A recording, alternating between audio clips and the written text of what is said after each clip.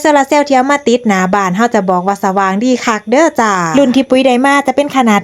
16,000 วัตต์นะคะได้มาพร้อมกับขาเหล็กแบบนี้เนาะค่ะมาพร้อมกับแผงโซลาร์เซลล์แผ่นใหญ่ๆแบบนี้เนาะค่ะรุ่นนี้แผงโซลาร์เซลล์จะถูกติดตั้งไว้ด้านบนของไฟโซลาร์เซลล์อีกเชือนึงนะคะเพียงแค่ต่อแผงโซลาร์เซลล์เข้ากับตัวไฟเนาะค่ะไฟก็จะเริ่มชาร์จแบบนี้เลยนะคะก็จะเห็นเป็นไฟกระพริบแบบนี้ก่อนที่จะใส่งานนะคะแนะนำว่าให้เอาไปตากแดดประมาณจัก 4-6 ชั่วโมงก่อนเด้อค่ะพามาเบิ่งความสว่างในตอนกลางคืนกันค่ะตอนแรกปุ้ยก็เข้าใจว่าไฟมันคือบ่สว่างปานใดนั่นนะค่ะทุกคนแต่ว่าเฮามาเปิดอีกโหมดนึงค่ะเป็นโหมดที่สว่างมากๆนะคะไฟก็จะสว่างประมาณนี้เลยค่ะทุกคนสามารถรีไฟได้ปิดไฟได้เปิดไฟได้นะคะแล้วไฟตัวนี้ก็คือสว่างหอดเสานํเด้อค่ะตอนเจ้าไฟก็จะดับเองอัตโนมัติค่ะพอค่ำมาไฟก็จะติดเองนะคะกันฝนกันฝ่าพาได้ค่ะถ้าผู้ใดสนใจแนะนำให้ซื้ออันใหญ่ๆแบบนี้ไปเลยค่ะเดิมที่รุ่นนี้ 16,000 วัตต์ราคาจะอยู่ที่ประมาณ 1,500 ค่ะตอนนี้ลดราคาเหลือเพียงแค่